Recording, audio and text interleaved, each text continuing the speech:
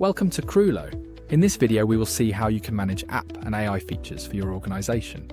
You can enable or disable specific features and control what users in your organization can access. To manage that, first click on your profile and go to Settings. On the left, you'll find Feature Toggle Setting. There are two types of feature toggles. One is App Features, and the second is AI Features. When you click on App Features, you'll see all the app features like AI agents, chat with anything, folders, boards, and more.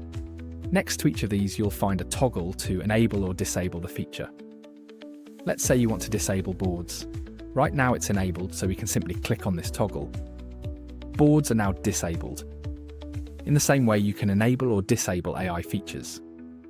When you click on AI features, you'll see a list of all the AI features, showing what's enabled and what's disabled. You can enable or disable any specific AI features from here.